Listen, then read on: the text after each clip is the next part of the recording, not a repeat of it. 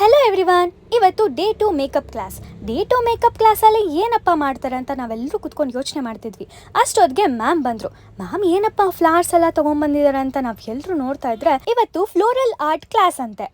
ಹೂಗಳನ್ನೆಲ್ಲ ನೋಡ್ತಾ ಇದ್ರೆ ಒಂದು ಲೈನ್ ಹಾಡಲೇಬೇಕು ಅಂತ ಅನ್ನಿಸ್ತು. ಸೊ ಒಂದು ಲೈನ್ ಹಾಡೇ ಬಿಡ್ತೀನಿ. ಹೂವಿನ ಬಾಣದಂತೆ ಯಾರಿಗೂ ಕಾಣದಂತೆ ಹಾಡಿನ ಸಾಲಿನಲ್ಲಿ ಮೂಡುವ ಪ್ರಾಣದಂತೆ. ಈಗ ನಮಗೆ ದಾರ ಕೊಟ್ಟರು. ದಾರ ಆದಮೇಲೆ ನೀಡಲ್ ಕೊಟ್ಟರು. ನೀಡಲ್ ಆದಮೇಲೆ ಮಾಸ್ಕ್ ಕೂಡ ಕೊಟ್ಟರು. ಏನಕ್ಕಪ್ಪ ಮಾಸ್ಕ್ ಕೊಡ್ತಾ ಇದ್ದಾರೆ ಅಂತ ನಾವೆಲ್ಲ ಯೋಚನೆ ಮಾಡಿದ್ವಿ. ಆಮೇಲೆ ಗೊತ್ತಾಯಿತು, ಇದು ಹೂಗೆ ಸ್ಪ್ರೇ ಮಾಡ್ತೀವಲ್ಲ, ಕಲರ್ ಸ್ಪ್ರೇ, ಅದಕ್ಕೆ. ಬಿಕಾಸ್ ಅದು ತುಂಬ ಡೇಂಜರಸ್ ಅಂತೆ, ಅಲರ್ಜೀಸು ಎಲ್ಲ ಆಗ್ಬಿಡುತ್ತಂತೆ. ಅದಕ್ಕೆ ಪ್ರಿಕಾಷನ್ ಥರ ಕೊಟ್ಟರು. ಇಲ್ಲಿ ಕೊಡ್ತಾ ಇದ್ದಾರಲ್ಲ, ಈ ಹೂ ಹೆಸರು ಜಿಪ್ಸಿ. ನೀವೆಲ್ಲ ನೋಡಿರ್ತೀರ, ಹೇರ್ ಸ್ಟೈಲ್ಗೆ ಆ್ಯಂಡ್ ಮೇಕ್ ಓವರ್ ಕಂಪ್ಲೀಟ್ ಎಲ್ಲದಕ್ಕೂ ಬಳಸ್ತಾರೆ. ಸೊ ಹಂಗೆ ಎಲ್ಲರೂ ಈಚೆ ಕರ್ಕೊಂಡ್ಬಂದರು. ಒಬ್ಬೊಬ್ಬರು ಒಂದೊಂದು ಕಲರ್ ಹಾಕಬೇಕು ಅಂತ ಡಿಫ್ರೆಂಟ್ ಸ್ಪ್ರೇ ಬಾಟಲ್ನ ಕೊಟ್ಟರು. ಮ್ಯಾಮು ಹೆಂಗೆ ಸ್ಪ್ರೇ ಮಾಡೋದು ಅಂತ ಎಕ್ಸ್ಪ್ಲೇನ್ ಮಾಡ್ತಾ ಇದ್ದಾರೆ.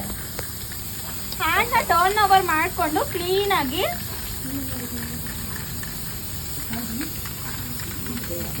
ನೋಡಿ, ಓಕೆನಾ? ವಾವ್, ಎಷ್ಟು ಚೆನ್ನಾಗಿ ಕಾಣ್ತಿದೆ ಅಲ್ವಾ?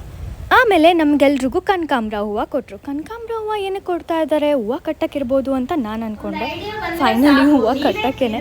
ಬಟ್ ನಾನಂತೂ ತುಂಬ ಸರ್ಕಸ್ ಮಾಡಿದೆ. ಫಸ್ಟ್ ಆಫ್ ಆಲ್ ನನಗೆ ಹೂವು ಕಟ್ಟಕ್ಕೆ ಬರಲ್ಲ. ಬಟ್ ನಾರ್ಮಲ್ ಹೂವು ಕಟ್ಟೋದಕ್ಕಿಂತ ಬೇರೆ ಥರ 3 ರೌಂಡ್ಸ್ ಮಾಡಿ ಬೇರೆ ಥರ ಹೇಳ್ಕೊಡ್ತಾಯಿದ್ರು. ಓಕೆ ಫೈನ್ ಅಂದ್ಬಿಟ್ಟು ನಾನು ಒಂದು ರೇಂಜಿಗೆ ಕಟ್ತಾಯಿದ್ದೆ. ಬಟ್ ನನ್ನ ಪಕ್ಕ ಒಬ್ಬರು ಗೀತಕ್ಕ ಅಂತ, ಅವರು ನೋಡ್ತಾ ಇದ್ರು, ಏನಪ್ಪ ಈ ಹುಡುಗಿ ಹೂವು ಕಟ್ಟೋಕ್ಕೆ ಬರಲ್ಲ ಅಂದ್ಬಿಟ್ಟು ಫೈನಲಿ ಕೊಡಪ್ಪ ಇಲ್ಲಿ ಅಂದ್ಬಿಟ್ಟು ನಾನೇ ಕಟ್ಕೊಡ್ತೀನಿ ಅಂತ ಕಟ್ಕೊಟ್ರು. ಇದು ನೋಡಿ ನಾನೇ ಕಟ್ಟಿರೋದು. ಏನು ಸಖತ್ತಾಗಿ ಕಟ್ಟಿದ್ದೀನಲ್ವ? ಕಟ್ಟೋಕ್ಕೆ ಒಂದು ರೇಂಜ್ಗೆ ಹೆಂಗೆ ಯಾವ್ಯಾವ ಪ್ರೊಸೀಜರು ಅಂತ ಗೊತ್ತಾಯಿತು. ಆ್ಯಂಡ್ ನಾನು ಕಟ್ಟಿರೋದೂ ಅವ್ರು ಸೇರಿಸಿ ಕಟ್ಕೊಟ್ರು. ನೀನು ಇನ್ನೂ ಮಾಡಿದ್ರೆ ಲೇಟ್ ಆಗುತ್ತೆ ಅಂದ್ಬಿಟ್ಟು ಅವರೇ ಕಟ್ಕೊಟ್ರು. ಆ್ಯಂಡ್ ನನ್ನ ಪಕ್ಕ ಪೂಜಾ ಅಂತ, ಸೊ ಅವಳಿಗೂ ಹೂವು ಕಟ್ಟಕ್ಕೆ ಬರಲ್ವಂತೆ. ಒಂದು ರೇಂಜಿಗೆ ಅವಳು ಕಟ್ಟಿದ್ದಾಳೆ. ಸೊ ಫೈನಲಿ ನೆಕ್ಸ್ಟು ನಮಗೆ ದಿಂಡು ಹಾಕ್ಕೊಡೋಕ್ಕೆ ಅಂತ ಸೂಜಿಲ್ ಪೋಣಿಸೋ ದಿಂಡು ಹೂಗಳೆಲ್ಲ ಕೊಟ್ಟರು. ರೌಂಡಾಗಿ ಬರಬೇಕದು, ಸೇಮ್ ದಿಂಡು ಬರೋ ಥರ ಬರಬೇಕು. ಒಂದೇ ಈಕ್ವಾಲಿಟಿ ತಗೊಳ್ಳಿ. ಇದೇನಕ್ಕಪ್ಪ ಅಂದರೆ ಹೇರ್ ಸ್ಟೈಲು, ಬ್ರೈಡಲ್ಲು, ನಾನ್ ಬ್ರೈಡಲ್ಲು ಎಲ್ರಿಗೂ ಹೇರ್ ಸ್ಟೈಲ್ಗೆ ಯೂಸ್ ಆಗುತ್ತೆ. ಸೊ ನಾನು ಕಟ್ತಾ ಇದ್ದೆ. ಮ್ಯಾಮು ಬೇಗ ಕಟ್ಟಿ ಅಂದರು. ನಾನು ಬೇಗ ಕಟ್ತಾನೇ ಇದ್ದೆ. ನೆಕ್ಸ್ಟು ರೋಸ್ ಕೊಟ್ಟರು. ರೋಸಲ್ಲಿ ದಿಂಡು ಕಟ್ಟೋದನ್ನು ಹೇಳ್ಕೊಟ್ರು. ನೋಡಿ, ದಿಂಡು ಕಟ್ತಾ ಇದ್ದೀನಿ, ಹಾಕ್ತಾನೇ ಇದ್ದೀನಿ, ಮುಗಿತಾನೇ ಇಲ್ಲ. ಸೊ ಬೇರೆ level. It was really very nice.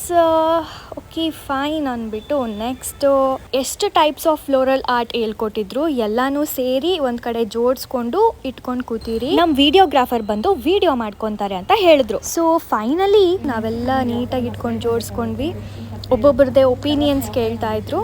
ಹಂಗೆ ನೆಕ್ಸ್ಟ್ ನಾನು ವಾಲಂಟಿಯರಾಗಿ ನಾನು ಮಾತಾಡ್ತೀನಿ ಅಂದ್ಬಿಟ್ಟು ನಾನು ಮಾತಾಡಿದೆ. ಕೇಳಿ. ಎಲ್ರಿಗೂ ನನ್ನ ನಮಸ್ಕಾರಗಳು. ನನ್ನ ಹೆಸರು ಸ್ಫೂರ್ತಿ ಅಂತ. ಇವತ್ತು ಫಸ್ಟ್ ಕ್ಲಾಸು ಫ್ಲೋರಲ್ ಆರ್ಟ್ ಬಗ್ಗೆ ನಂಗೆ 1% ನಂಗೆ ಗೊತ್ತಿಲ್ಲ. ಹೂವು ಕಟ್ಟಕ್ಕೆ ಬರಲ್ಲ ನನಗೆ. ಬಟ್ ನಮ್ಮ ಮೆಂಟರು ತುಂಬ ಚೆನ್ನಾಗಿ ಹೇಳ್ಕೊಟ್ರು. ಈ ದಿಂಡಾಗಿರ್ಬೋದು ಆ್ಯಂಡ್ ಇದು ಬ್ರೋಚರ್ ಆಗಿರ್ಬೋದು. ಮತ್ತು ಇದು ಹೇಗೆ ಅಂದರೆ ನೋಡಿದ್ದೆ, ಹಾಕ್ಕೊಂಡಿದ್ದೀನಿ ಕೂಡ. ಬಟ್ ಈ ಮೆಥಡಲ್ಲಿ ಮಾಡ್ತಾರೆ ಅಂತ ನಂಗೆ ಗೊತ್ತಿರಲಿಲ್ಲ. ಬಟ್ ಓಕೆ, ಚೆನ್ನಾಗಿತ್ತು. ಆಮೇಲೆ ಕನಕಾಂಬ್ರ ಹೂವು ಸ್ಟೋರಿ ನೀವೇ ನೋಡಿದ್ರಲ್ಲ, ಅದಕ್ಕೆ ನನಗೂ ನಗು ಬಂತು. ಸೊ ನೆಕ್ಸ್ಟ್ ಎಲ್ಲನೂ ಎಕ್ಸ್ಪ್ಲೈನ್ ಮಾಡಿದೆ. ಅದು ಒಂದೇ ಅಷ್ಟೇ, ಇನ್ನು ಮಿಕ್ಕಿದೆಲ್ಲ ಎಲ್ಲನೂ ನಾನೇ ಮಾಡಿದ್ದು ಕಣ್ರಿ. ನಾಳೆ ಬೇಗ ಬರ್ತೀನಿ ನಾನು, ನೀವು ಬೇಗ ಬನ್ನಿ. ಆದ್ರೆ ನಾನು ನಿಮ್ಗೆ ಬಿಲ್ಲೆ ಮಾಡೋದನ್ನ ಇವತ್ತು ಹೇಳ್ಕೊಡ್ತೀನಿ. ಎಸ್, ಜಡಬಿಲ್ಲೆ ಒಂದು ಬಾಕಿ ಇತ್ತು, ಅದನ್ನು ನಾಳೆ ಹೇಳ್ಕೊಡ್ತೀನಿ ಅಂದರು. ಒಟ್ಟಿನಲ್ಲಿ ಪ್ರತಿದಿನ ಹೊಸ್ತಂತೂ ನಾವು ಕಲಿತಾನೇ ಇರ್ತೀವಲ್ವ ಫ್ರೆಂಡ್ಸ್. ಸೊ ಹಿಂಗೆ ಹೊರಡಬೇಕಾದ್ರೆ ನಾನು ಹೊರಡ್ತಾ ಇದ್ದೆ. ಅಷ್ಟೊತ್ತಿಗೆ ಮಾನಸ ಅಂತ, ಅದೇ ನಾನು ಡ್ಯಾನ್ಸರು ಅಂತ ಹೇಳಿದ್ನಲ್ವ, ಅವರು ನನಗೋಸ್ಕರ ಒಂದು ಸಾಂಗ್ ಹಾಡ್ತೀರಾ ಪ್ಲೀಸ್ ಅಂತ ಕೇಳ್ಕೊಂಡ್ರು. ಓಕೆ ಫೈನ್ ಅಂದ್ಬಿಟ್ಟು ನಾನು ನನ್ನ ಫೇವ್ರೆಟ್ ಸಾಂಗ್ನ ಹಾಡ್ತೆ. ಕೋಇನ್ಸಿಡೆನ್ಸ್ ಈ ಸಾಂಗ್ ಅವ್ರಿಗೂ ಫೇವ್ರೆಟ್ ಕೂಡ ಅಂತೆ. ಪ್ರೀತಿಯಲ್ಲಿ ಸೋತೋರು ನಾವು ಚರಿತೆಯಾದರ ಸರಲಿ ಉಸಿರು ನಮ್ಮ ಖಳನಾಯಕ ಮೇಲೆ ಇರೋ ಮಾಲೀಕ ಹೀಗೆ ಹಾಡ್ತಿರ್ಬೇಕಾದ್ರೆ ಅಕ್ಕಪಕ್ಕ ಯಾರ್ಯಾರಿದ್ರು ಎಲ್ಲರೂ ಬಂದು ಅಲ್ಲೇ ಸುತ್ತ ಮುತ್ಕೊಂಡ್ರು. ಆಮೇಲೆ ಎಲ್ಲ ಹಾಡೆಲ್ಲ ಮುಗ್ದಿದ್ದಾದಮೇಲೆ ತುಂಬ ಚೆನ್ನಾಗಿ ಹಾಡಿದ್ರಿ ಅಂತ ಕಾಂಪ್ಲಿಮೆಂಟ್ಸ್ ಕೂಡ ಕೊಟ್ಟರು. ಸೊ ಈ ಸಾಂಗ್ ಹೇಳೋದ್ರ ಮುಖಾಂತರ ಡೇ 2 ವ್ಲಾಗ್ನ ಎಂಡ್ ಮಾಡ್ತಾ ಇದ್ದೀನಿ. Thank you.